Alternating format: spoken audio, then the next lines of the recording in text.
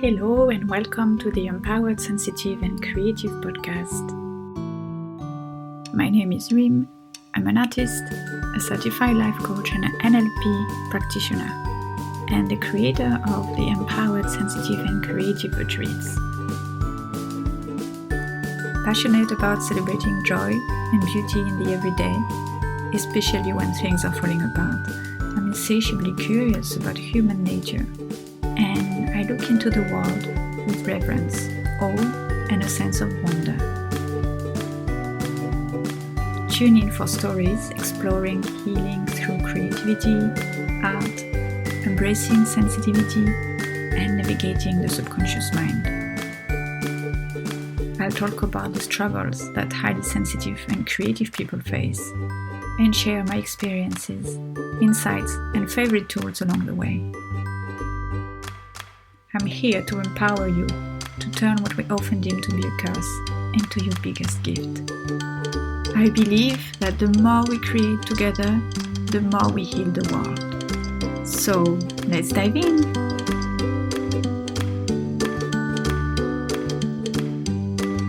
Hello and welcome to another episode of the Empowered, Sensitive and Creative podcast. I'm so happy and grateful for you tuning in.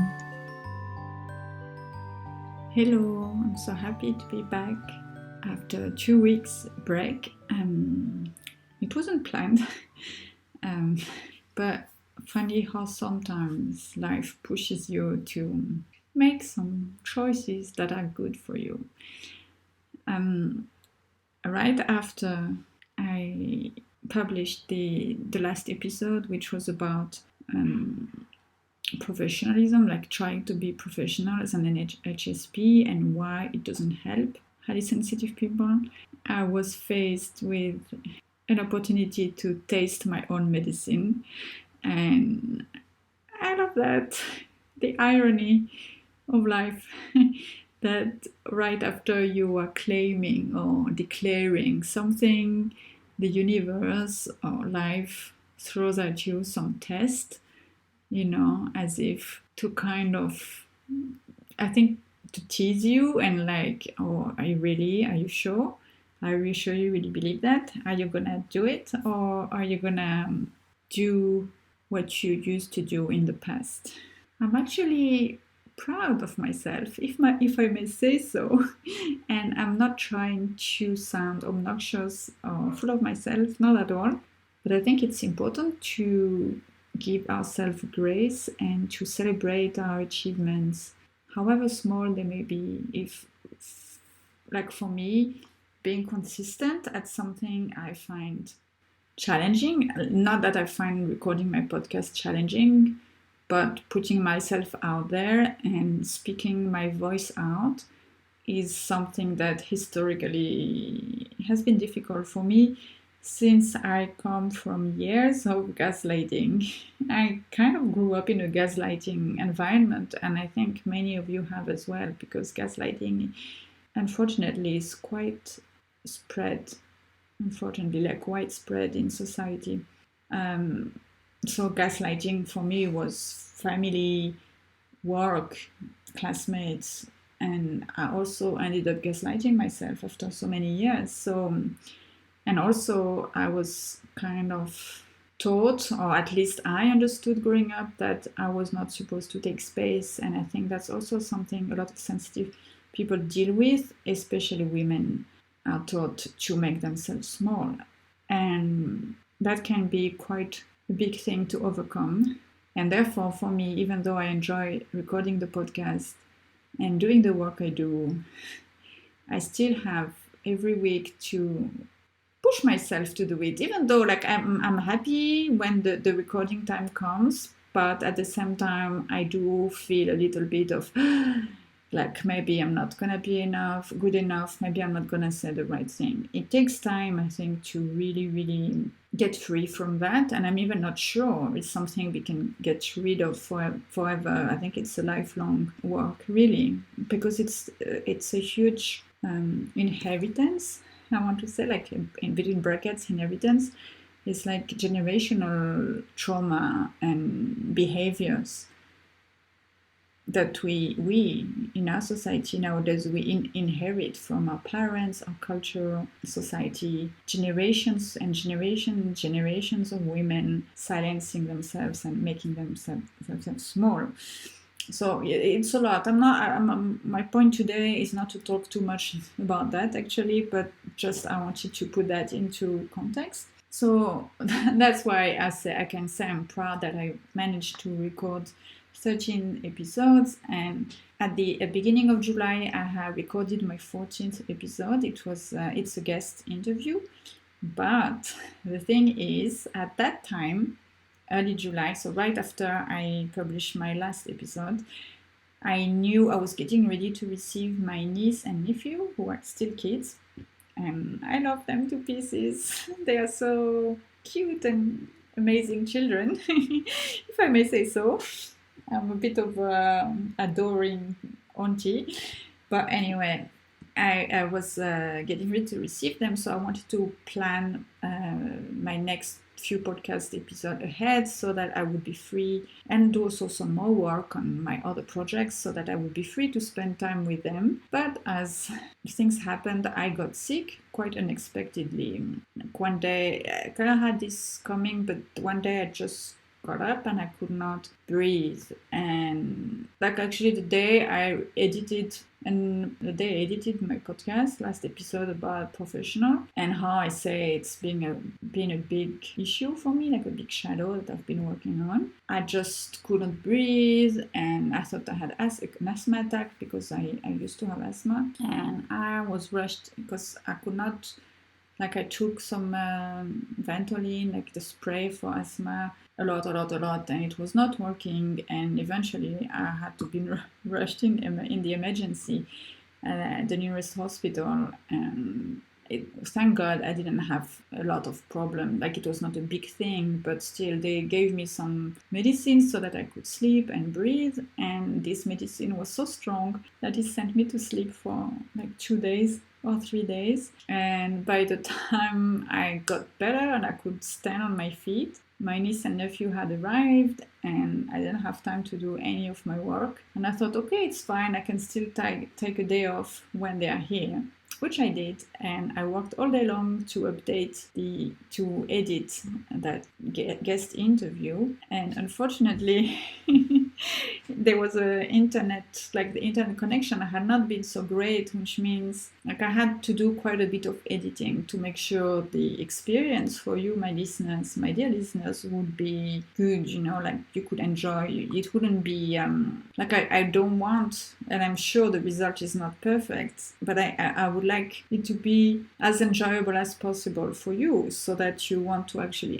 listen to the episode, so that it doesn't get too boring or too annoying. So I did all that, and just right before I could download the file from the editing app, it crashed and it disappeared, and I could not find my file. And then I was on the phone with Apple for 2 hours trying to find the issue, and it turned out that my computer had no memory left at all. I had been stocking files and folders over the years, and I'm not so good with computer stuff.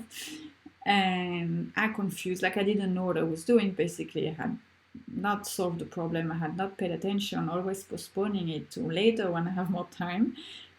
And therefore, it crashed, and I could not do anything. The guy told me clearly, well, your solution now is to spend time clearing your files one by one.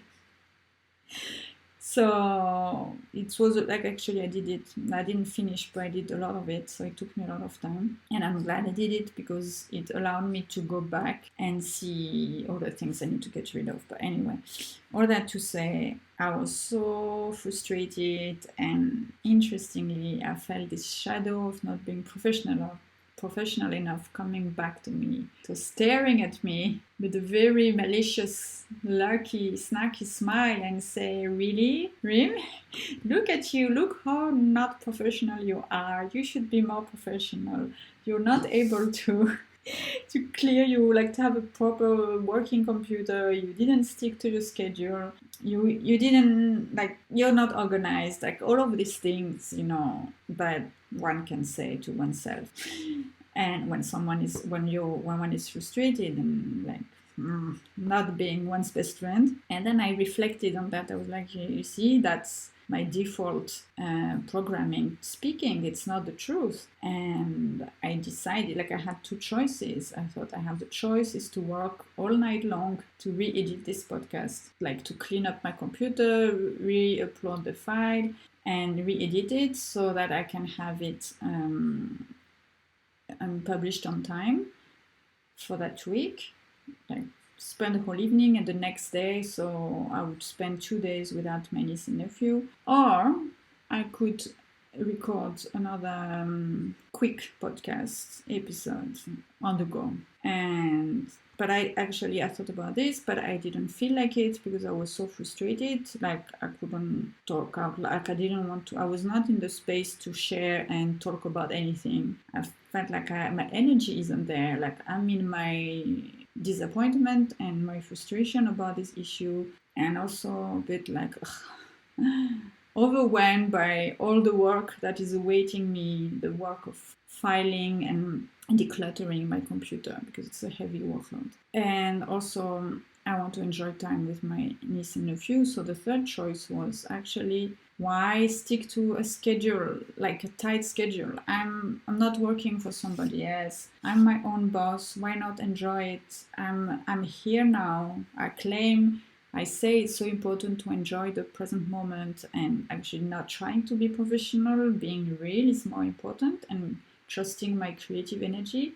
I talk about this a lot. And I lived a lot abroad, so I didn't see my niece and nephew so much. And they grew, kids grow up very fast. And I'm leaving soon, so I won't see them so much anymore. So I thought it's much more important for me to cherish the moment and to cherish the loved ones, like the few loved ones I have in my life, because my family is very tiny and it is getting tinier by the minute, really. And childhood is so precious. So I chose that. I thought, okay, I listened to the energy in my body, and I was like, okay, what would feel good? What would make me feel like having no regret? Where is it tightening in my chest, or tightening in my body, or where is it expanding? And for me, the result was that I felt much more alive and much more joy and much more open when I was thinking about the option of not letting go work for 2 weeks. I was gonna plan to take some summer holidays, but later. So I thought, but circumstances have happened right now, and I think they're telling me something. Because in the past, I would have worked extra hard because, I have only one word and I need to stick to it, and all of that. All of these things we can say that are actually not true. Because it's a repeating cycle for me. It has been a repeating cycle for me where I start something with best intention, I work hard on it, I'm being very dedicated, I give it my all, borderline obsessive. And then bam, something happens and I get off track, I retract, I get sick, I lose my footing, I lose my motivation, and I make it mean something about myself.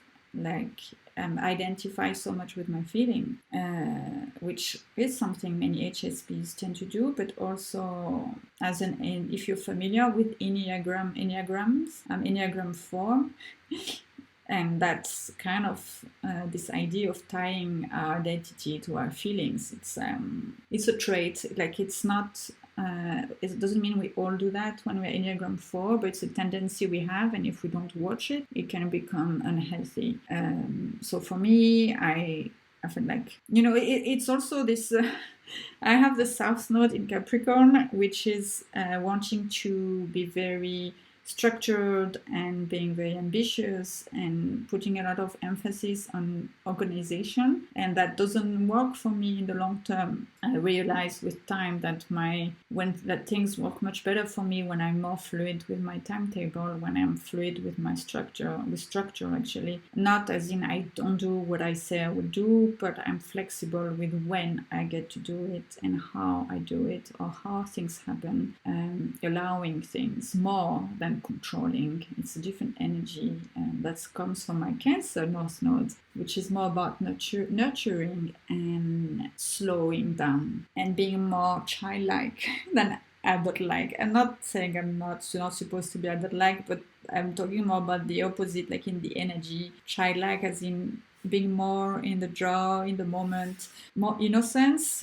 versus adult as in being more responsible, more organized, more structured. Another thing that I realized, when I reflected during that time that I spent, like I was with my niece and nephew, I did a lot of inner child healing. Actually, I would recommend, if you have kids, please give yourself time and space to spend as much time as you can with them. And if you don't, if you have family like niece and nephew like me, or friends' children, spending a few days with them is so much fun, and it's a great occasion. But even if you don't, like, spending time to do inner child healing is really healing, because they are so connected to their senses, so much in the present moment, and that can really put things back into perspective. And it got me thinking a lot how I tend to be a mean boss to myself. I'm not proud to say that, but yeah, I've been a mean boss to myself, and it doesn't make any sense. Like, I mean, it makes sense, but why? It doesn't make any sense to keep doing that, even though I know better now. And this can go back to gaslighting. I think part of it comes from my South Node in Capricorn, as I said. It's part of my personality, part of my education, part of culture and society, and it's a bit of PTSD from my past work experiences.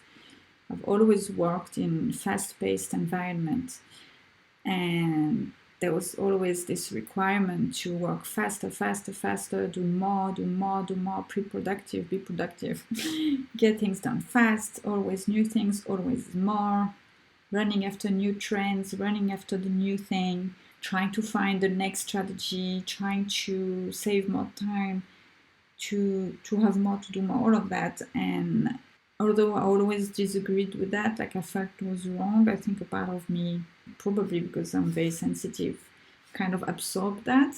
And it's like most of my adult life, I had this kind of environment. Therefore, I didn't really have other experience or other ways to show me that it's possible to work and enjoy work and be efficient at work in a different way.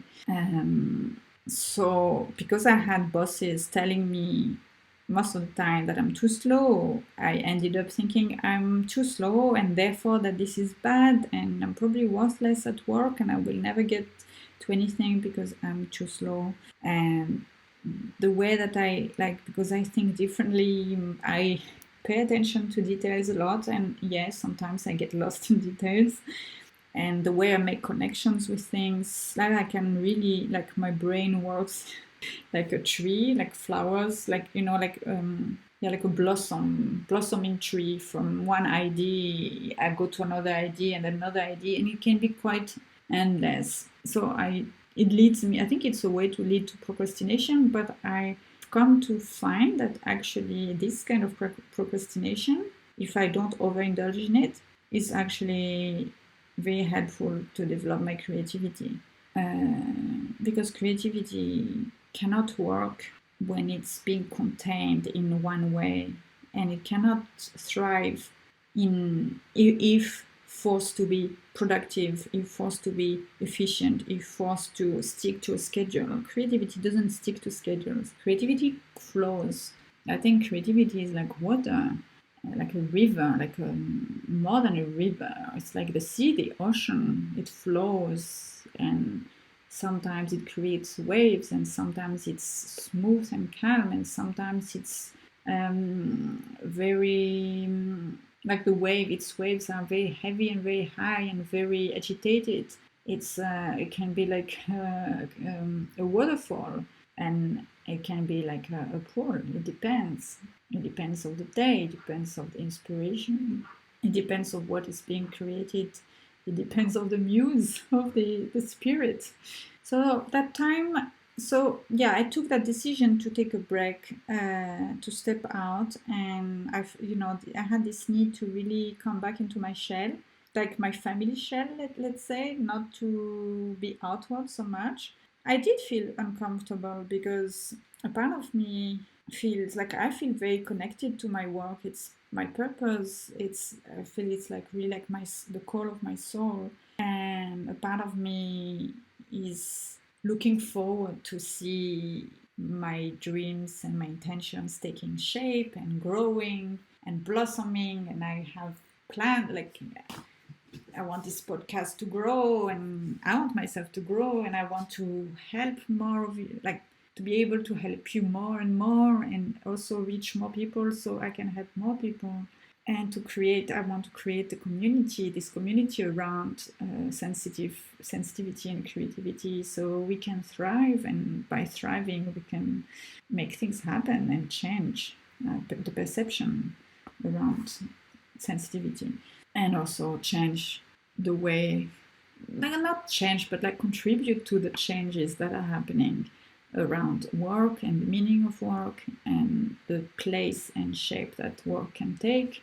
Not only that, actually, also how we can thrive as people, as souls, and being more creative is so important.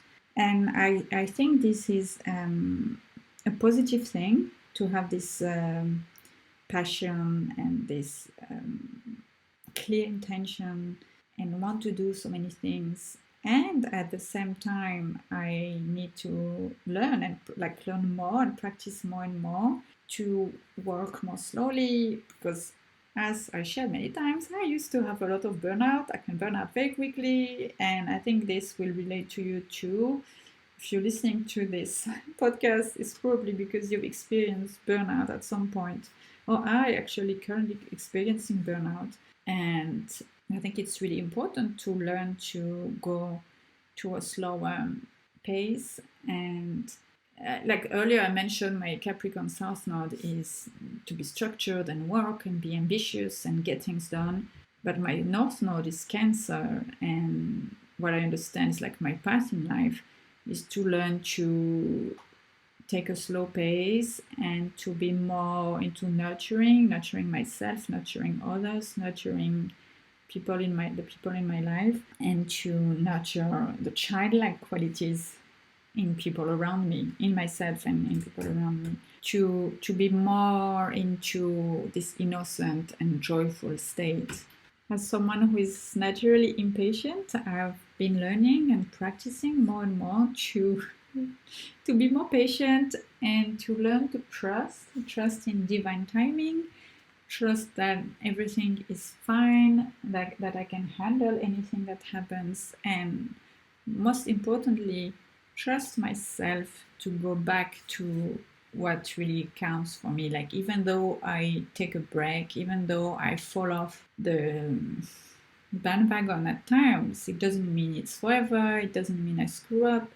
I trust myself I will go back when I'm ready to go back, which is really important, especially for people who had burnout, to trust that we can take a rest, we can take a break, we can take a pause, and we can go back to what we're doing later.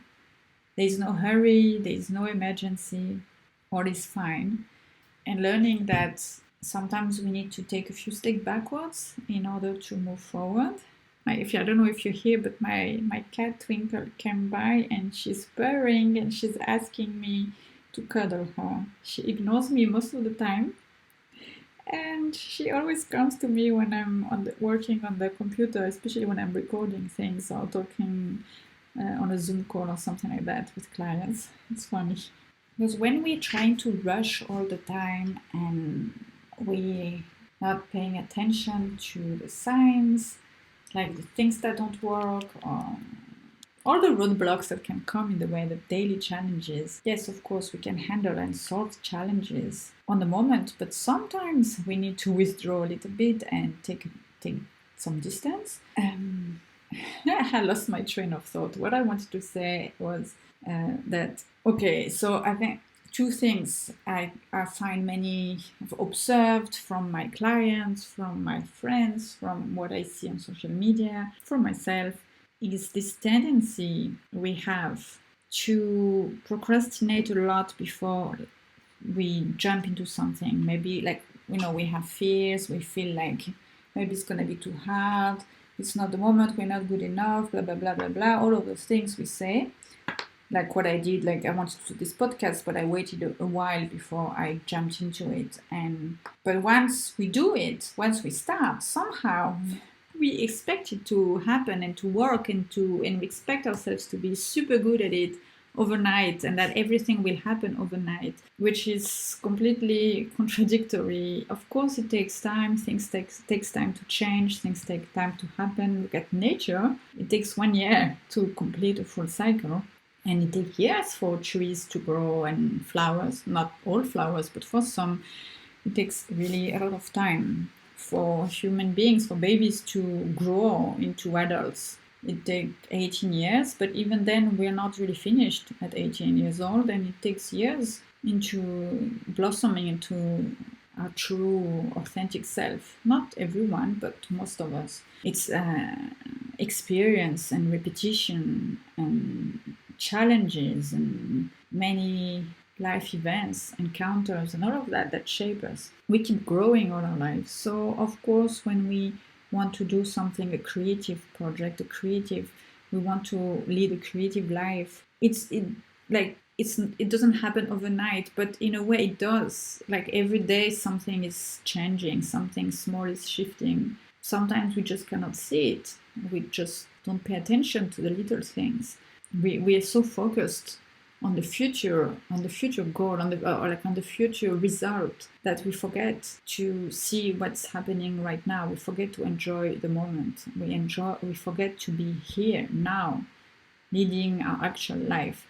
And before, when we feel resentful or frustrated or sad, and we are like kind of stuck, like we don't take action, or we don't do, like we give ourselves excuses for not moving forward, for not doing the things we dream, thinking we're not enough. We tend to be turned towards the past in that case, and this is also not living in the present moment. This is also not living life. It's also a kind of refuge, a way to be out of ourselves, out of the present moment. And the problem with that is we can tend to identify to past failures, past mistakes, at least what we think are failures and mistakes. And that's when it's very easy to lose trust in ourselves, and think that we're not going to make it. Whereas actually it's not true. We can just give ourselves grace. So that's why I've practiced this time, is I'm taking a break. I'm going to enjoy my time with my family, fun, really make the most of it, be present. The inner work is still happening because every day we get opportunities to choose differently, to react differently, to respond differently. And me not sticking up to my intended schedule doesn't make me a loser. It doesn't make me a failure. It doesn't make me a bad, or how do we say, someone who is not trustworthy, because this also is a shadow of mine, not being trustworthy, like being seen as not trustworthy, being seen as someone who cannot be counted on. But I know I've developed this relationship with myself where I know I can trust myself, I can show up, and here I'm back and I'm happy. I want to show up feeling like I want to, not out of obligation. That's not the energy I want to convey here, not at all. And I think this is being a better boss, is being a kind boss to myself. It's like honoring my strengths and honoring also my need for withdrawing, my need for honoring my energy, and honoring my needs to rest and my need to step down when I need to step out of the external world, the outer world, let's say, like stepping out of work, stepping out of my role in society, stepping out, like taking time off from talking, from expressing, from sharing. In that particular situation, it was honoring my feelings, of frustration, honoring my need to not produce content. Actually, I do not like this expression. How would I replace it? I don't know yet, but I don't like producing content. I love delving into human design. I find it's a very helpful tool because it's really linked to the energy of the body. And in human design, my throat is open. Like it's in human design, there are different centers, energy centers in the body, and obviously the throat is the one linked to communication. And mine is open, which means it's not defined, which means I don't have access to regular energy to communicate. And I used to think that meant, oh, that's why I always feel awkward when I talk.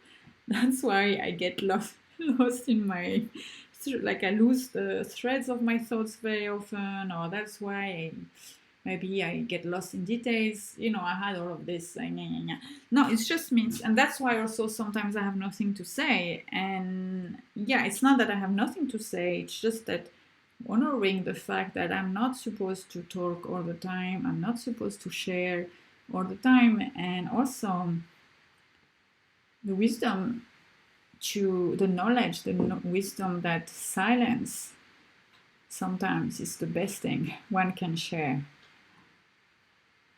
Because filling space and filling time with mindless talk, with the wrong energy, not with a creative, positive energy, helpful energy, what's the point? It's not bringing anything useful or helpful to the table, and it's not interesting. Like it's wasting your time, it's wasting mine. So why do that? Instead, silence is golden sometimes. And that relates a lot. I think this is also very that's quite interesting as a highly sensitive person, because as highly sensitive people, I think there is time for us to express the way we see things, the way we perceive things, and there's time for us to mingle and communicate with the external world, with others, with the society. But it's also super important for us to honor our needs for silence, for quietness, for time alone, our time alone and time with our loved ones, but not out of duty, out of joy, out of pleasure. Something that is like taking time for a regenerative activity, for a restful activity, something that really recharge our battery supply, our energy supply. And I'm actually thankful and grateful for this computer glitch that happened. Yes, it's a pity I lost my work, but I needed that to push me to transfer, to move my files, to clear them, to classify. I had already organized them, but I think there are a lot of things that are adding up, and sometimes I just don't find what I'm looking for because they're all over the place. I have a lot of external hard drive, and I'm like, this is because I have hoarding tendencies, and I come from a long line of hoarders. And it's interesting it happened now because I may have mentioned this in previous episode, but I've been helping my mom to clear out her home because she's about to totally change her life and move in a different country, different continent, to live a totally different life. She's also an HSP, by the way. And she has been practicing what many of us do, is to compensate our codependency tendencies and emotional cravings by hoarding. And it can show differently. I think people hoard in different ways. It can be stuff, material objects, but it can be also different things. Some people hoard food, like overeating or drink too much. It's a kind of addiction, really. Overspending, shopping too much, over something. And let's say that there has been a lot of clearing, lots of material clearing to do, and also I had to go through my stuff and childhood stuff and whatever stuff that I've clung to along my life, and reevaluate what I really want to keep and really what I want to let go of. And because I'm not gonna have like a family home to keep my stuff anymore, and I want to travel lighter, and like I feel like I've reached a point in my life where I don't need all the stuff that I had in the past, and it's time to let go. I feel like I've carried excess baggage really, and it's time to let go of all of that stuff. I want to make more space for more things and new experiences. And as it happened, it also goes that I have to do that with my files, with my computer files. Clearing out what is no longer serving us is so instrumental in shifting energies, really. You may have experienced that, like when you moved into your home and you had to throw out a lot of stuff, and then you moved in new space, new energy, and or maybe you started something over all over again, like starting with a clean slate. And it doesn't have to be just when you move country or when you start a new job or when you start a new relationship. Sometimes we need to start from a clean slate wherever we are. It's like pruning. If you do some gardening, you may be familiar with that, like when you tend to your plants and trees, and you need to, some plants, like many plants, need to be pruned. So the old leaves, the dead leaves, they fall actually in fall, in autumn, they fall down, and that makes room to the new blooms that will blossom in spring. So the tree can grow stronger and more robust and more beautiful, healthier. Same for us. It's a way to strengthen our foundations, the foundations on which we will grow stronger and more resilient.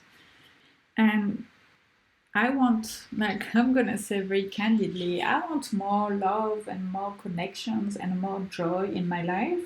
And what better way to invest my time and energy in playing and having fun and being with love and loving and being loved by who is already in my life, who is already around me, than actually trying to work really hard in the conventional way in order to fill the void, or not fill the void, but in order to, it goes like with this, when I work hard, when I reach all of my goals, then I can have this and that and that.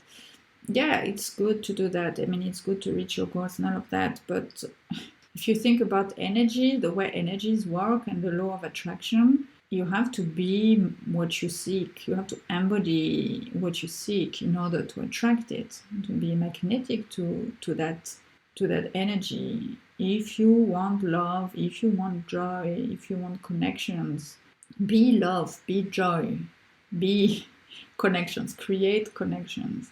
If you want more art in your life, if you want more creativity, start by being more creative. Start by play more.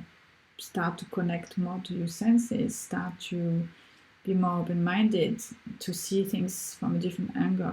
And things will come, because if you just, I say this to myself too, like being stuck glued to my computer, trying to produce, trying to be productive, trying to stick to schedules, to timetable, because that's what we're supposed to be. It's not creating, it's not going to create more joy and more love. It's just perpetuating a way of doing, a structure that wasn't created for us, that it was created for people who feel good doing that. And if you don't feel good doing that, and if you have the possibility, why do it? Why sticking to that way?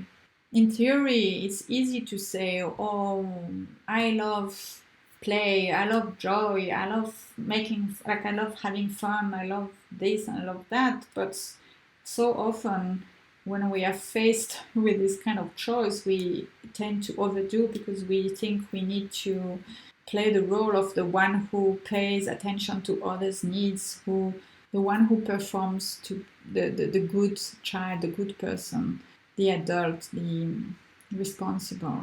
But sometimes the real work can be playing with kids or playing as a kid, as a child, singing, dancing, swimming in the lake, jumping in the lake or in the sea, playing with food, putting chocolate all over our face, all around our mouth, and building makeshift stands and all of these silly things. Like we, with my niece and nephew, we played karaoke on my on my podcast mic. It was so fun. Pretend karaoke. So enjoying my assignment for you, my invitation for you this summer is to play, to drop the expectations, to drop the schedules as much as you can. I'm not saying drop all of the schedule, but most importantly, listen to your body, listen to your energy, listen to what sparks joy and what feels good, regardless of what culture and society says you should do, regarding of others' expectation of you. Fill your cup, nourish your soul, play, connect to your senses, and enjoy. And a lot of good will come from that. I can certify that. If this resonates with you and you also struggle with taking time to pause, if you're struggling with burnout, if you're struggling with overthinking and addictive behaviors, and you feel like taking a break from it all because it feels all too much and you really need quiet time and breathing space, and yet you find it difficult to, which frankly is really hard. It's really hard to make lasting change alone. And sometimes the tendency is to isolate and withdraw in our shells, as I was talking about today. But it can become a dangerous zone if you stay too long in that alone shell, without support, without connections, without compassion, and like having a group of people who you can trust, people who can mirror you, hold a mirror to you and show you how amazing and lovable you are, and with whom you can share your experiences. If this feels like something you would love to benefit from, I would like to invite you to join me in a small group of like-minded souls for a very special retreat, a regenerative healing retreat in beautiful Provence in France, in the south of France, for 5 magical days. This retreat will help you to reignite your dormant dreams and desires while cultivating new and exciting possibilities. Being highly sensitive doesn't have to feel such a heavy load to carry, such a heavy cross. It is not, it can be a gift. And this retreat I designed and created this retreat exactly for that, to help you to reconnect to your magic, reconnect to yourself, so that you can learn to trust your senses and trust yourself. This amazing retreat will touch on all your senses and all aspects of your being: physical, emotional, mind, creative, and soul. There will be walks in nature, encounters with wildlife, sharing laughters, giving free reins to your creative expression, and relax into rediscovering lost dreams and new possibilities as you celebrate and uncover the next chapter of your life. We will meet our inner wisdom through mindful and creative practices led by me and other local healers. There will be sketching, drawing, watercolor painting, wildlife birdsong, reflexology, walks in nature, a cooking workshop, and a herbalist walk. There is also a swimming pool in the residence, in our private residence. By the end of our 5 nights together, you'll be relaxed, re-inspired, and ready to dive into the next chapter of your life with clarity and newfound confidence in yourself. And in addition, you will have met a group of like-minded souls with whom you can have lasting friendship. Join us from the 6th of June to 11th of June 2024, so this is next summer, for this unique and intimate retreat for sensitive and creative souls. There are only 6 spots available, so I would recommend, if you are interested, to reach out soon. The sooner the better, if you want to be sure to be part of this opportunity. And if you would like to know more, if you would like to discuss with me, like prior making the commitment, I totally understand that. It's a big commitment. If you would like to discuss and see if this is for you, or you have questions about the retreat or anything else regarding the retreat, please do reach out on my website. I will share the show notes below and connect for a retreat clarity session where I will answer all your questions. In the meantime, I wish you a beautiful week, beautiful weekend, and we'll see you next week. Bye-bye. Thank you for tuning in. I hope you enjoyed this episode, and if it has inspired you, please share it around you. Also, if you feel called to it, please subscribe to the podcast and leave me a review. It really helps to spread the word out. All your questions are welcome. You can send them to me on Instagram at rim.creativenergy.com or email me via my website rimcreativenergy.com, and don't worry, I'll share in the show notes exactly where to find me. Until next time, sending you loving creative energy.